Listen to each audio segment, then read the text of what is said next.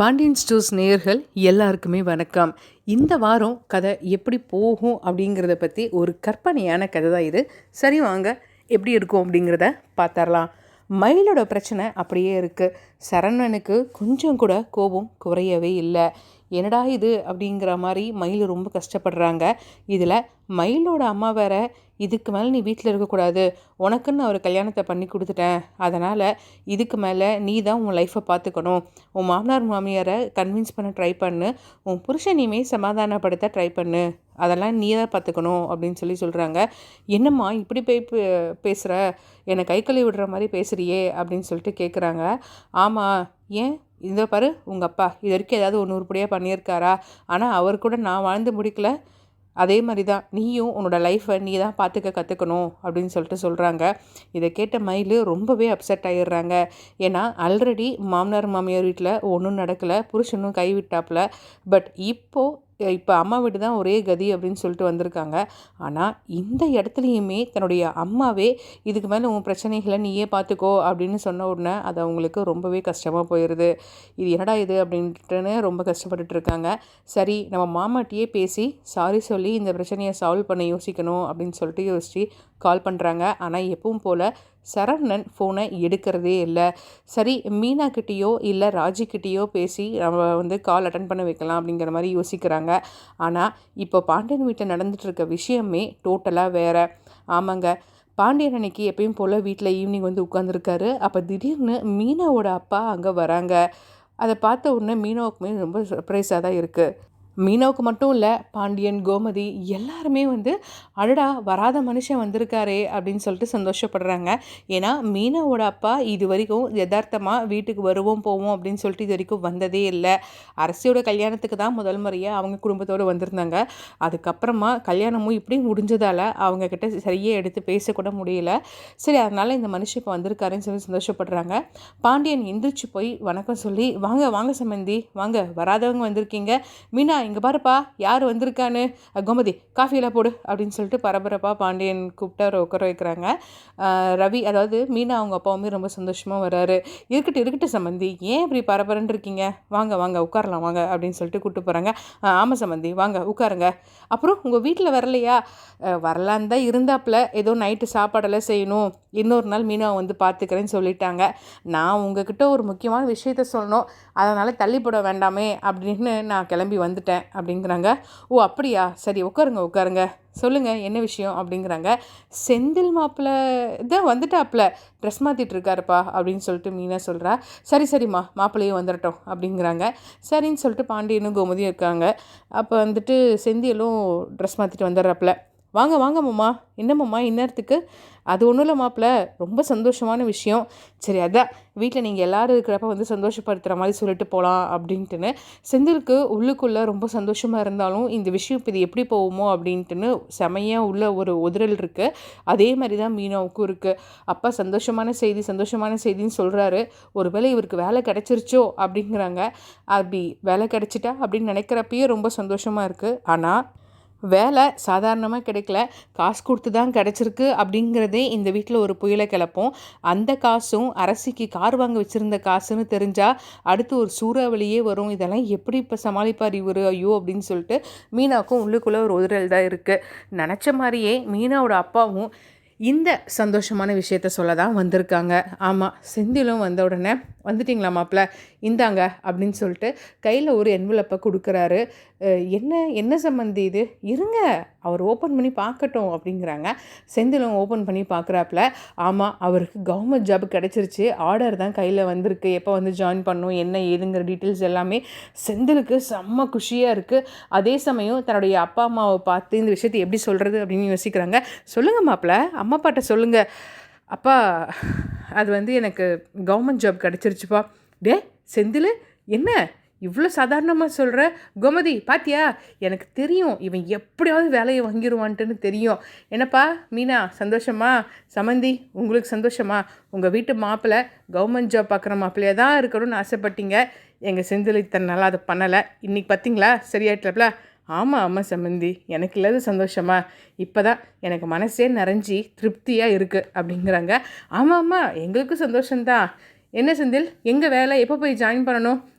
எப்போ பரீட்சை எழுதுனவன் சொல்லவே இல்லை அப்படின்லாம் கேட்குறாரு. அப்போவே வந்து ரவி சாருக்கு கொஞ்சம் சந்தேகம் வருது. என்ன பரீட்சைலாம் பேசுகிறாங்க அப்படின்ட்டுன்னு மீனாவுக்கும் செந்திலுக்கும் அப்படியே ஷாக் அடித்த மாதிரி இருக்குது.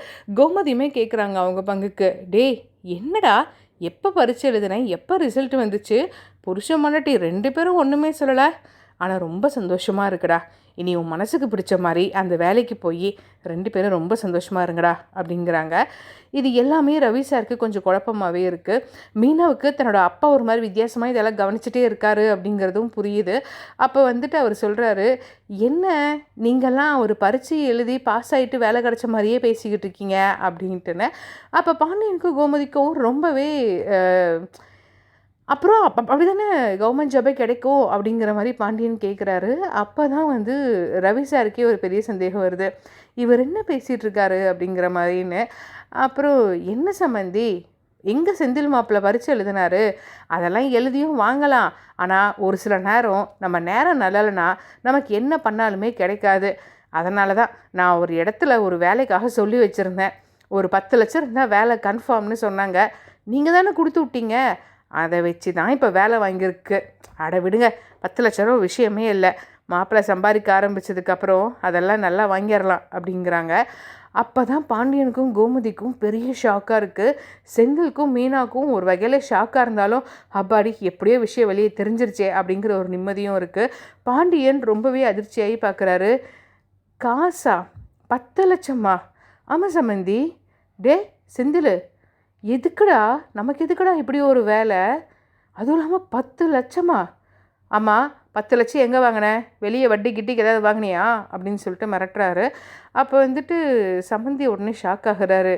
இல்லை சம்மந்தி, நீங்கள் கொடுத்து விட்ட 10 லட்சம்தான், மாப்பிள்ளை என்கிட்ட குழந்தை கொடுத்தாரே அப்படின்ன உடனே பாண்டியனுக்கு ரொம்ப அதிர்ச்சி ஆயிடுது. செந்தில் செம்ம ஷாக்காக பார்க்குறாங்க.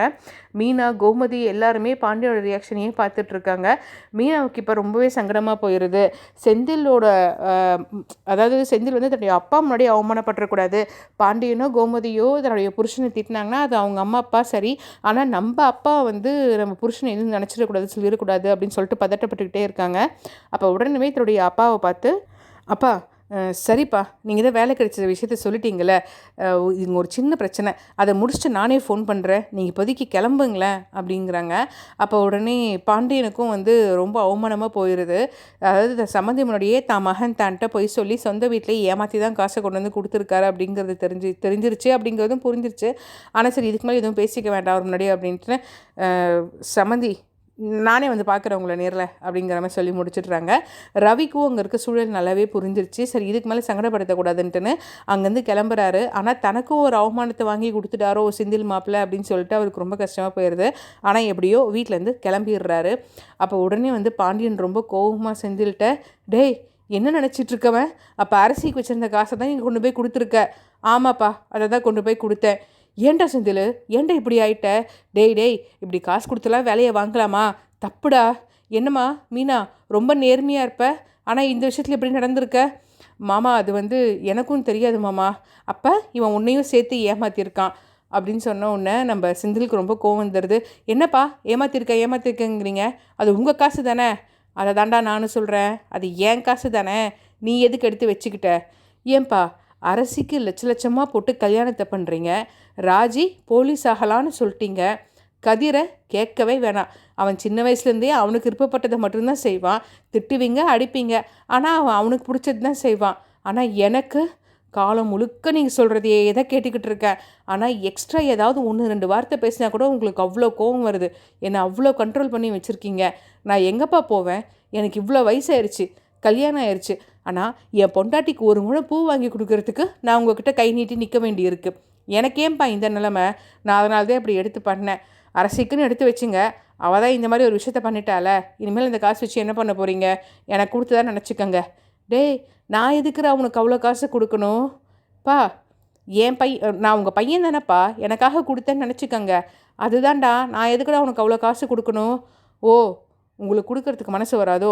அப்போ இத்தனை வருஷமாக அந்த கடையில் நான் வேலை பார்த்தேனே, அதுக்கு சம்பளம் எங்கே, என்னைக்காவது என்கிட்ட ஏதாவது கொடுத்துருக்கீங்களா? நான் இப்போ சொன்னனே, எனக்குன்னு ஒரு செருப்பு வாங்கணும், ஒரு சட்டை ஆசைப்பட்டால் கூட எதையுமே வாங்க முடியாதுன்ட்டுன்னு, அதுதான் இந்த நிலமை தான். நீங்கள் சம்பளம் எதுவும் கொடுக்கல, அப்போ நானாக எடுத்துக்கிட்டேன்னு நினச்சிக்கோங்க. இதுக்கு மேலே நீங்கள் எனக்கு எதுவும் செய்ய வேண்டாம். இந்த 10 லட்சம் நான் இத்தனை வருஷம் கடையில் வேலை பார்த்ததுக்கான சம்பளமாக நினச்சிக்கிறேன். என்னை விட்டுருங்க இதோட அப்படின்னு சொல்லிட்டு சொல்கிறாரு. இதை கேட்ட உடனே கோமதிக்கும் பாண்டியனுக்கும் ரொம்பவே அதிர்ச்சி ஆயிடுது. கோமதி வந்து ரொம்ப டென்ஷன் ஆயிடுறாங்க. டேய் செந்தில், பூச்சுமா இருந்துக்கிட்டு பேச்சா பேசுகிற, நீ யார்கிட்ட பேசுகிற ஞாபகம் வச்சுட்டு பேசு.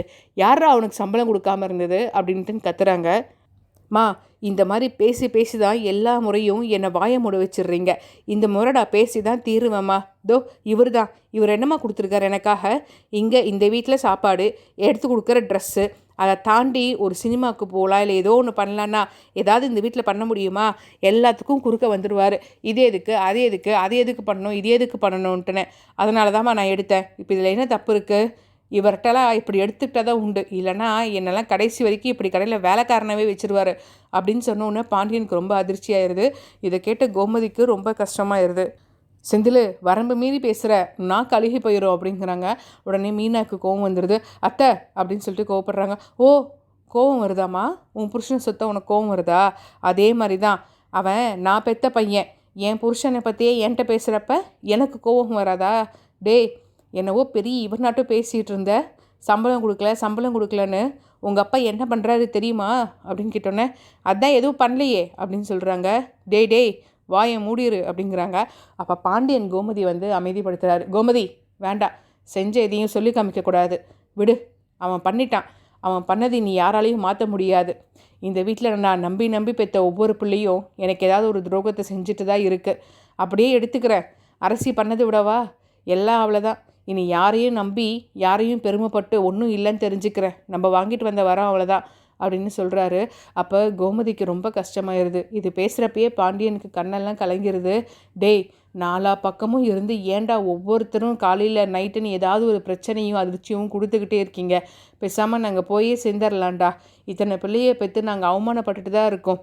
எப்போ பார்த்தாலும் எங்களுக்கு வந்து துரோகம் பண்ணிக்கிட்டே இருக்கீங்க அப்படின்னு சொல்லிட்டு அழுகிறாங்க. மீனா வந்து, அத்தை ப்ளீஸ் அத்தை, கொஞ்சம் அமைதியாக இருங்க, இப்படியெல்லாம் பேசாதீங்க அப்படிங்கிறாங்க. என்னம்மா, என்ன பேசக்கூடாது? பின்ன உன் புருஷன் பண்ணது என்ன நல்ல விஷயமா? எவ்வளோ பெரிய துரோகத்தை பண்ணியிருக்கான். அத்தை, துரோகம் சொல்லாதீங்க அத்தை. அவரோட இடத்துல இருந்து யோசிச்சு பாருங்களேன். அவருக்கு இது வரைக்கும் எதுவுமே நடந்ததில்லை. அவராக ஆசைப்பட்டு ஏதாவது கேட்க வந்தாலும் முதல்ல அவரே கேட்க மாட்டேங்கிறாரு. இந்த வீட்டில் அவரை நிறைய கண்ட்ரோல் பண்ணிகிட்டே இருக்க மாதிரி தான் ஃபீல் பண்ணியிருக்காரு அத்தை. அதனால் அவர் அப்படி தப்பு பண்ணிட்டாரு. அது தப்பு தான். நான் அவருக்கு வக்காலத்து வாங்கிறதுக்கு வரல. ஆனால் தயவு செஞ்சு மன்னிச்சு விட்டுருங்களேன் அப்படிங்கிறாங்க. என்னம்மா, உன் புருஷன்னு உடனே மன்னிச்சு விட்டுறணுமா? சரிங்கத்த, இப்போ என்ன பண்ணலான்னு சொல்லுங்கள். நான் ஏற்கனவே அவர்கிட்ட சொல்லி தான் வச்சுருந்தேன். என் நகையெல்லாம் விற்று நான் லோன் போட்டு இந்த 10 லட்சத்தை உங்களுக்கு ரிட்டர்ன் பண்ணிடுறேன், உங்களுக்கு எந்த பிரச்சனையும் இல்லை அப்படிங்கிறாங்க. அப்போ பாண்டியனுக்கு இன்னும் மனசு கஷ்டமாயிருது. ஓ, யூஸ் பண்ணிக்கிட்ட 10 லட்சத்தை நீ திரும்பி கொடுத்துட்றியாம்மா? அப்போ உன் புருஷன் பண்ண தப்பு எல்லாமே சரியாக போயிடுது, அப்படி தானே சொல்ல வர? ஐயோ மாமா ப்ளீஸ், அவர் தப்பு தான் பண்ணிட்டாரு. அவர் செஞ்சது ஏமாத்து வேலை தான், நான் இல்லைன்னு சொல்லலை. ஆனால் இப்போ என்ன பிரச்சனை? அந்த 10 லட்சம் யூஸ் பண்ணது தானே, அதை நான் ரிட்டர்ன் பண்ணிடுறேன்னு சொல்கிறேன். அது என்னதான் இருந்தாலும் அது இந்த குடும்பத்தோட காசு தானே. வேண்டாம்மா, அவங்கவுங்க இஷ்டத்துக்கு வேலை பார்த்துக்கங்க. நானும் என் பொண்டாட்டியும் எங்கேயாவது அப்படியே கிளம்பி போயிடுறோம். நான் இன்னும் கொஞ்ச நாள்லேயே இந்த சொத்தையெல்லாம் பிரித்து அப்படின்னு சொல்லிட்டு ஒரு வார்த்தையை விடுறாரு. அப்போ கோமதி, ஏங்க அப்படிங்கிறாங்க. அட விடு கோமதி அப்படின்னோடனே, ஆமாங்க சொல்லிடணும். ஏம்மா மீனா, காசை கொடுத்துட்றேன்னு சொல்கிறியே, அவர் என்ன தெரியுமா பண்ணிகிட்ருக்காரு? கதிருக்கு, சரவணனுக்கு, செந்தில் கடையில் வேலை பார்க்குறதுக்கும் சேர்த்துன்னு 3 பசங்க மேலேயும் மாதம் ஒரு அக்கௌண்ட்டை அவங்க பேரில் ஆரம்பித்து போட்டுட்டு தான் இருக்கார். உங்கள் அக்கௌண்ட்டெல்லாம் எவ்வளோ காசு இருக்குதுன்னு தெரியுமா? அது எல்லாமே அந்த மனுஷன் கையை கட்டி வாயை கட்டி வயிற்ற கட்டி இந்த வீட்டில் சிக்கனத்தை எல்லாத்துக்கும் சொல்லி கொடுத்து அப்படி சேர்த்த காசு தான். உங்கள் அக்கௌண்ட்லலாம் அவ்வளோ பேலன்ஸ் இருக்குது. என்னமோ உன் புருஷன் வேலை பார்த்ததுக்கு நாங்கள் எதுவுமே பண்ணலன்னு சொன்னியே, அவன் அந்த கடையில் வேலை பார்த்ததுக்கான எல்லா காசையும் சேர்த்து தான் என் புருஷன் போட்டிருக்காரு. நீ சம்பாதிக்கிறியே, உன்கிட்ட ஏதாவது கேட்டிருப்போமா? சரவண சம்பளம் கொண்டு வந்து கொடுக்குறானே, அதை வச்சு குடும்பத்துக்காக செலவு பண்ணியிருப்போமா? இல்லை கதிரோ ராஜியோ டியூஷன் எடுத்த காசு அது இதுன்ட்டுனே எதையாவது வாங்கியிருப்போமா? எதையுமே வாங்கினதில்லை. ஆனால் உங்கள் எல்லார் பேர்லேயும் அவங்க அக்கௌண்ட்டில் அவர் இன்றைக்கு வரைக்கும் காசு போட்டுட்ருக்காரு தெரியுமா அப்படின்னு சொல்கிறாங்க. அப்போ மீனாவுக்கும் செந்திலுக்கும் பெரிய அதிர்ச்சி ஆயிடுது. மீனா இது ஏற்கனவே எதிர்பார்த்தது தான். அப்போ செந்திலை பார்த்தீங்களா, நான் ஏற்கனவே சொன்னேன், அந்த மனுஷன் உங்களை இப்படி கடையில் வச்சுருக்காருனா அவர் கண்டிப்பாக ஏதாவது ஒரு யோசனை வச்சுருப்பாரு. யோசனையே இல்லாமல் உங்களை இப்படி வச்சு நடத்த மாட்டாருன்னு நான் சொன்னேன், 1000 முறை சொன்னேன். ஆனால் நீங்கள் கொஞ்சம் கூட கேட்கல, அவசரப்பட்டுட்டீங்க.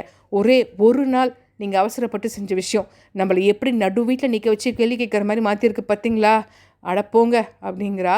பட் இதெல்லாம் பாண்டியனுக்கோ கோமதிக்கோ பெருசாக கொடுக்கல. ஆனால் செந்திலுக்கு மிகப்பெரிய ஒரு மன உளைச்சலை கொடுத்துருது.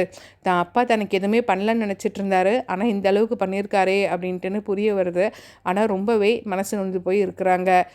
அப்போ இந்த நேரம்னு பார்த்து மயில் நம்ம மீனாவுக்கு ஃபோன் பண்ணுறாங்க. அக்கா நான் கொஞ்சம் நேரம் கழித்து பேசுகிறேன் அப்படின்னு கட் பண்ணிடுறாங்க. என்னடா இவ நம்ம ஒரு முக்கியமான ஹெல்ப்புக்காக கால் பண்ணோம்னா இப்படி பொசுக்குன்னு வச்சுட்டாலே, அப்போ ராஜிக்கு ஃபோன் பண்ணுவோமா அப்படின்னு யோசிக்கிறாங்க. ஆனால் இவங்க 2 பேருமே எப்பவுமே ஜோடி போட்டு தான் வேலை பார்ப்பாங்க. இதுக்கு மேலே திரும்ப நான் அவளுக்கு ஃபோன் பண்ணி அவளும் பண்ணலன்னு சொல்கிறதெல்லாம் நடக்காது. 2 பேரும் ஒரே மாதிரி தான் வேலை பார்ப்பாங்க. அப்போ நம்ம என்ன பண்ணுறது அப்படின்னு சொல்லிட்டு மயில் ஒரு பக்கம் யோசிச்சுட்டு இருக்காங்க. எதிர்த்த வீட்டில், அதாவது அரசி இப்போ வாக்குப்பட்டு போனா இல்லையா குமரவேல், அந்த வீட்டில் யார் இப்போ தகவலை கொடுத்துருப்பாங்க அப்படின்னு சொல்லிட்டு ஒரு பெரிய பேச்சு ஓடிட்டுருக்கு. அப்போ பேச்சு வாக்கிலேயே அரசி தான் பண்ணியிருப்பாளோ அப்படின்னு சந்தேகப்பட்டு ஒரு முறை முறைக்கிறாங்க. அப்போ அரசி டக்குன்னு பயந்து இல்லை நான்லாம் எதுவும் பண்ணலை அப்படிங்கிறாங்க. அப்பத்தா, அதுக்கப்புறம் குமரவேலோட அம்மா, ராஜியோட அம்மா எல்லோரும் என்ன பேசுகிறீங்க? அந்த பொண்ணு வீட்டுக்கு எண்ணி 3 நாள் ஆகலை, அதுக்குள்ளே அவள் பேசியிருப்பாளா? நம்ம வீட்டு பழக்க வழக்கம்லாம் அவளுக்கு தெரியுமா? என்ன பேசிகிட்டு இருக்கீங்க அப்படின்னு டென்ஷன் ஆகுறாங்க. அதுக்கு உடனே குமரவேலோட அப்பா ரொம்பவே கோவப்பட்டு கத்துறாரு. அப்போ ஆமாம், நாங்கள் வாய் திறந்து பேசினாலே உங்களுக்கு ஆகாது, நீ வா அப்படின்னு சொல்லிட்டு அரசியும் கூப்பிட்டு எல்லோரும் போயிடுறாங்க. பட் அங்கே குமரவேல் திரும்ப அரசி பண்ணியிருப்பா அப்படின்னு சொல்லிட்டு சந்தேகப்படுறாரு. இதை பார்த்த ராஜியோட அப்பாவுக்கு ஒரு பெரிய டவுட்டு. இவன் என்ன கல்யாணம் பண்ணிட்டு வந்த நாள்லேருந்து அந்த பொண்ணுக்காக எதையுமே சப்போர்ட் பண்ணி பேச மாட்டேங்கிறான், அவளை எதுலையாவது கோத்து விட்டுக்கிட்டே இருக்கான், இவன் என்னெந்த கல்யாணம் பண்ணிட்டு வந்திருக்கான் அப்படின்னு சொல்லிட்டு அவர் யோசிச்சுட்டே இருக்கார் இவ்வளோ குழப்பத்துலேயும். சரி, ஓகே மக்களே, இப்படி தான் இந்த வாரம் பாண்டியன் ஸ்டோர்ஸ் போகும். இந்த கதை உங்களுக்கு பிடிச்சிருந்தா மறக்காமல் சேனலை சப்ஸ்கிரைப் பண்ணிவிட்டு லைக் பண்ணி ஷேர் பண்ணிடுங்க.